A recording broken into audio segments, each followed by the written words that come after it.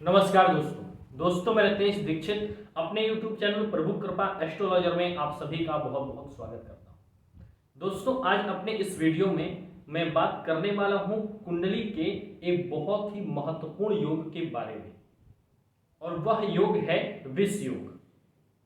दोस्तों आपने कई विद्वानों से भी यह सुना होगा कि आपकी कुंडली में विष योग का निर्माण हो रहा है और उसके हानिकारक परिणाम भी आपको बताए गए होंगे।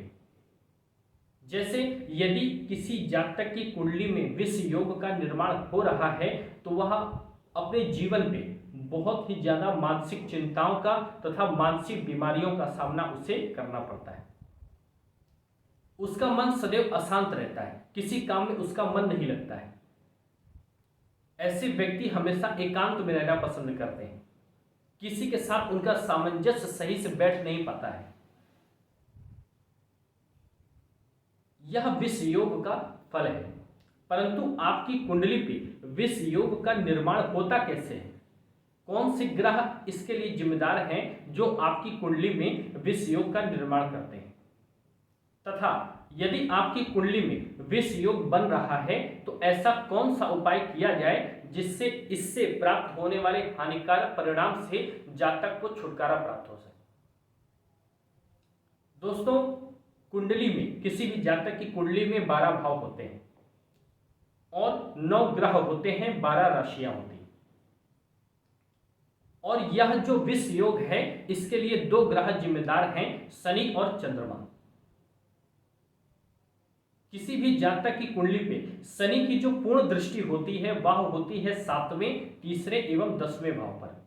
शनि जहां भी बैठते हैं वहां से 7वें भाव, 3रे भाव एवं 10वें भाव पर अपनी पूर्ण दृष्टि रखते हैं, और चंद्रमा की पूर्ण दृष्टि केवल 7वें भाव पर होती है। और जब आपकी कुंडली में चंद्रमा पर शनि की दृष्टि पड़ रही हो अथवा किसी भाव में शनि चंद्रमा की युति हो गई हो तब आपकी कुंडली पे विष योग का निर्माण होता है। और उसमें भी यदि आपका जन्म अमावस्या को हुआ है अथवा क्षीण चंद्रमा जब रहता है तब हुआ है, तब आपके लिए बहुत ही ज्यादा हानिकारक होने वाला है यह विष योग। तो जैसा मैंने आपको बताया, यदि आपके चंद्रमा पर शनि की पूर्ण दृष्टि पड़ रही है या शनि चंद्रमा की युति है तो आपका किसी काम में मन नहीं लगेगा।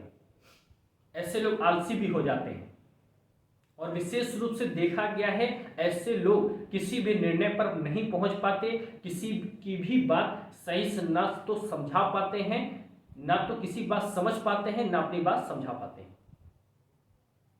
यह विष योग वाले व्यक्तियों की एक बहुत ही महत्वपूर्ण समस्या है, और जिसके कारण ऐसे लोग हमेशा डिप्रेशन में रहते हैं। कभी कभार ऐसे लोगों को डिप्रेशन की दवाइयां भी खानी पड़ती हैं। तो दोस्तों कुंडली के इस विष योग से ऐसा कौन सा उपाय किया जाए जिससे व्यक्ति इससे बाहर आ सके, उसे मानसिक चिंता, मानसिक बीमारी से छुटकारा प्राप्त हो सके, उसका अपने काम में मन लगने लगे। दोस्तों यदि आपकी कुंडली पे विष योग का निर्माण हो रहा है तो आपको चाहिए कि आप प्रतिदिन प्रातः काल एक तांबे के लोटे में जल भर करके अपने घर से ही एक लोटे में तांबे की जल भर के भगवान शिव के मंदिर जाकर के उन्हें प्रतिदिन जल अर्पित करें। और यदि आप प्रतिदिन ऐसा नहीं कर पाते हैं तो सोमवार के दिन तो अवश्य करें। यदि आप ऐसा करते हैं तो आपको इसके हानिकारक परिणाम से छुटकारा अवश्य ही प्राप्त हो जाएगा। और क्या कर सकते हैं, यदि आपकी कुंडली में विष योग बन रहा है तो आपको चाहिए कि आप पूर्णिमा का व्रत भी कर सकते हैं। इस पूर्णिमा के व्रत में आप ये ध्यान रखें कि आपको रात्रि काल में चंद्रदेव का पूजन करना है, और इस व्रत में पूरे दिन भर आपको अन्न नहीं खाना है। यदि आप इन उपायों को करते हैं तो आपकी कुंडली पे जो यह विष योग का निर्माण हो रहा है उससे आपको शांति अवश्य ही प्राप्त हो जाएगी। या फिर आप चंद्रमा के वैदिक मंत्र का जाप भी यदि आप करवाते हैं तो उससे भी आपके चंद्रमा को बल प्राप्त होगा। और निश्चित रूप से आपकी कुंडली पे विष योग के कारण जो हानिकारक परिणाम हो रहे हैं उससे आप बाहर निकल सकेंगे। तो दोस्तों हमारा यह वीडियो आपको कैसा लगा कमेंट बॉक्स में जरूर बताइएगा, तथा वीडियो को लाइक और शेयर करना तथा चैनल को सब्सक्राइब करना मत भूलिएगा। जय श्री वेदी माता।